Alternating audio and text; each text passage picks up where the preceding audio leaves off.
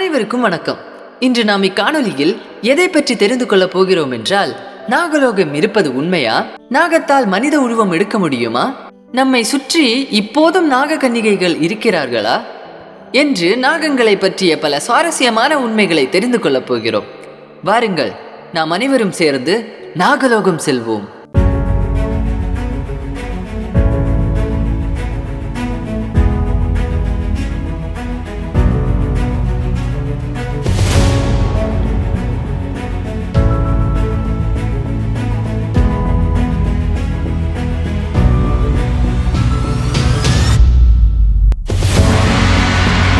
நாகலோகம் என்பது இந்து மத நம்பிக்கையின்படி நாகங்கள் வாழும் பாதாள லோகம் ஆகும்.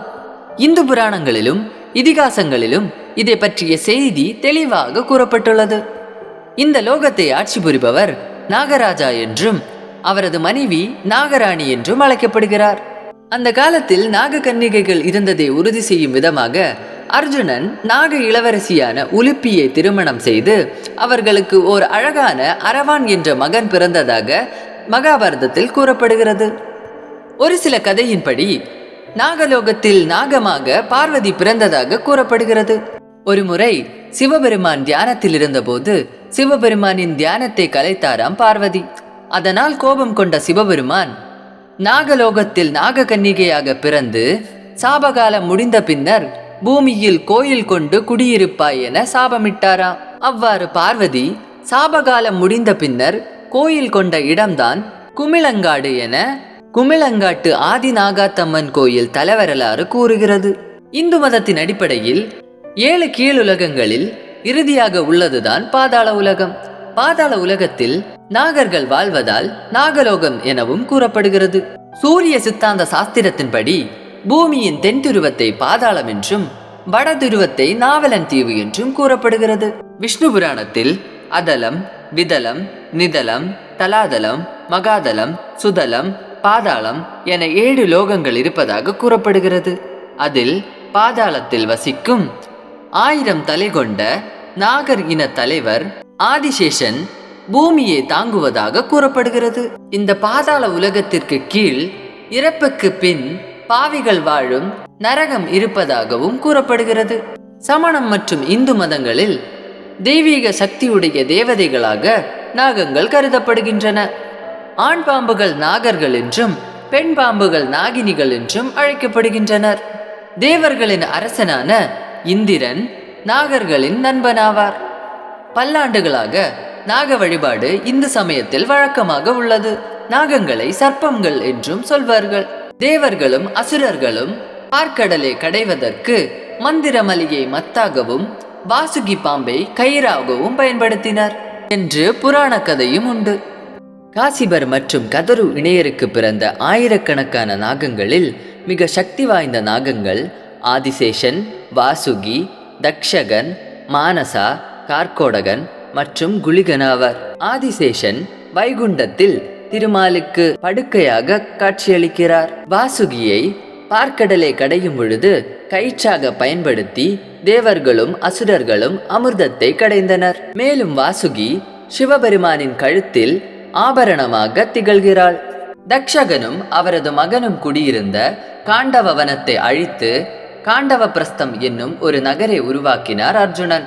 இதனால் அர்ஜுனன் மீது கோபம் கொண்டு அர்ஜுனனை பழிவாங்குவதற்காக குருட்சேத்திர போர் வரை தக்ஷகனும் மகனும் கர்ணனை ஊக்குவித்தனர். மகாபாரதம் மட்டுமின்றி பல இதிகாச கதைகளிலும் புராணங்களிலும் நாகங்களை பற்றியும் நாக கன்னிகள் பற்றியும் கூறப்பட்டுள்ளது. அது மட்டுமின்றி புராணங்களின்படி இச்சாதாரி நாகங்கள் 100 வருடங்களுக்கு மேல் வாழ்வதாகவும் 100 வருடங்களுக்கு மேல் வாழும் ஒரு இச்சாதாரி நாகத்தினால் எந்த உருவத்தை வேண்டுமானாலும் பெறும் சக்தியை பெற இயலும் என்றும் கூறப்படுகிறது. அது மட்டுமின்றி இச்சாதாரி நாகங்களிடம் விலைமதிப்பற்ற நாகமாணிக்கம் இருக்கும் என்றும் கூறப்படுகிறது. இந்த நாகமாணிக்கம் இப்போதும் இருப்பதாக மக்கள் நம்புகின்றனர். அதை பலரும் கண்டதாகவும் கூறுகின்றனர். நாகங்களின் உலகம் பாதாள உலகம் என்று கூறினோம். அந்த பாதாள உலகத்திற்கு செல்லும் பாதை இந்தியாவில் இருக்கிறது என்று சொன்னால் நம்புவீர்களா? ஆம், இந்த நாக உலகத்திற்கு செல்லும் வழி இந்தியாவின் உத்தரகண்ட் மாநிலத்தில் பாதாள புவனேஸ்வர கோவிலில் இருப்பதாக பலரும் கூறுகின்றனர். முழுக்க முழுக்க சுண்ணாம்பு கற்களால் ஆனது இப்பாதாள புவனேஸ்வரர் கோயில். இக்குகைக்குள் நுழைவது அவ்வளவு எளிதான காரியம் அல்ல.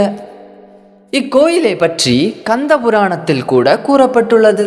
யார் ஒருவர் ஆன்மீகத்தின் எல்லையற்ற பரம்பொருளை அறிய விரும்புகிறார்களோ அவர்கள் இப்பாதாள புவனேஸ்வரர் கோயிலுக்கு வருமாறு கந்த புராணத்தில் கூறப்படுகிறது. இந்த குகையின் பல இடங்களில் ஒரு மனிதன் புழுவை போல் வளைந்து வளைந்துதான் குகைக்குள் செல்ல இயலும். இந்த குகைக்குள் செல்வதால் உயிரிழப்புகள் ஏற்படும் என்பதால் இப்போது இந்த குகைகளை மூடிவிட்டார்களாம். இந்த சுரங்கத்தை அடைவதற்கு 80 படிக்கட்டுகளை கடந்து செல்ல வேண்டுமாம். 80 படிக்கட்டுகளை கடந்து சென்ற பின்னர் அங்கு ஒரு பாறையில் நரசிம்மர் உருவம் பொறிக்கப்பட்டிருப்பதை பார்க்கலாம். அங்கிருந்து சிறிது கீழே செல்லும் பொழுது ஆதிகேசவன் தன் தலையில் பூமியை தாங்கும் ஒரு சிலையையும் நீங்கள் பார்க்க இயலும். அங்கு அருகில் ஒரு யாக குண்டத்தை பார்க்க இயலும். இந்த யாக குண்டம் அர்ஜுனனின் கொள்ளுப்பேரனான ஜனமேதையன் தன் தந்தை பரீட்சித்தின் மரணத்திற்கு பழிவாங்குவதற்காக நாக யாகம் செய்தான் என்று கூறப்படுகிறது. இங்குள்ள சுரங்கத்தை முழுவதுமாக கடந்து சென்றால் நாகலோகம் செல்லலாம் என கூறப்படுகிறது. இந்த காணொளி அவ்வளவுதான். இந்த காணொளி உங்களுக்கு பிடித்திருக்கும் என்று நம்புகிறேன்.